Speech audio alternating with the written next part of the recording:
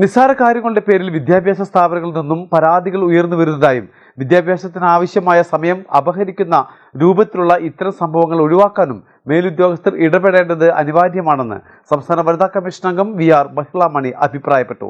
Malappuram collectorate conference ഹാളിൽ നടന്ന വനിതാ കമ്മീഷൻ മെഗാ അദാലത്തിൽ സംസാരിക്കുകയായിരുന്നു അവർ. നിസ്സാരമായ കാര്യങ്ങൾ പറഞ്ഞ് പലതും നിയമത്തിന്റെ കണ്ണിലൂടെ കണ്ടുകൊണ്ട് ഇരുകൂട്ടരും അകലുകയും പിന്നീടുണ്ടാകുന്നെല്ലാം പരാതി രൂപത്തിൽ കമ്മീഷന് മുന്നിലെത്തുകയും ചെയ്യുന്ന പ്രവണത വിദ്യാഭ്യാസ സ്ഥാപനങ്ങളിൽ വർദ്ധിക്കുകയാണെന്നും കമ്മീഷൻ വിലയിരുത്തി. വിദ്യാഭ്യാസ വകുപ്പിന്റെ ജില്ലാതല ഉദ്യോഗസ്ഥർ ഇടപെട്ട് ഇതിന് പരിഹാരം കാണേണ്ടത് അത്യാവശ്യമാണെന്നും മഹിളാ മണി പറഞ്ഞു.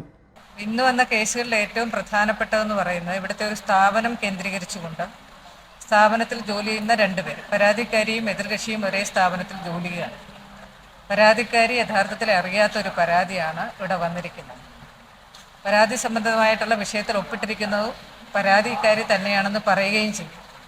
ഇതെന്താണ് സംഭവിച്ചതെന്നുള്ളത് ഒരുപക്ഷെ ഓഫീസിലെ മറ്റ് ഫയലുകളോടൊപ്പം ഈ കുട്ടി പേപ്പർ വായിച്ചു നോക്കാതെ, ഫയലിൽ എന്താണോ എഴുതിയിരിക്കുന്നതെന്ന് വായിച്ചു നോക്കാതെയാണ് അങ്ങനെ ആയിരിക്കണം പരാതി ഇവിടെ വന്നു എന്നുള്ളതാണ് പറയുന്നത്.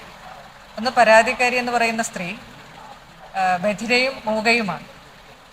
85 പരാതികളാണ് വനിതാ കമ്മീഷണറുടെ അദാലത്തിൽ പരിഗണിച്ചത്. ഇതിൽ 15 പരാതികൾ തീർപ്പാക്കി, 10 പരാതികൾ പോലീസ് റിപ്പോർട്ടിനായി അയച്ചു, 3 പരാതികൾ കൗൺസിലിംഗിനും 1 പരാതി ജാഗ്രത സമിതി റിപ്പോർട്ടിനുമായി മാറ്റിവെച്ചിട്ടുണ്ട്. ബാക്കിയുള്ള പരാതികൾ അടുത്ത അദാലത്തിൽ പരിഗണിക്കും. പരാതിക്കാരിയുടെ അറിവോടെ അല്ലാതെ ലഭിച്ച പരാതിയും കമ്മീഷന്റെ പരിഗണനയ്ക്കെത്തി. അഭിഭാഷകരായ സുഹൃത, ടി റിയാസ്, വനിതാ പ്രൊട്ടക്ഷൻ ഓഫീസർ TM ശ്രുതി നാരായണൻ, S രാജേശ്വരി, B ഷീബ തുടങ്ങിയവരും അദാലത്തിൽ പങ്കെടുത്തു. മലബാർ ടൈംസ്, മലപ്പുറം.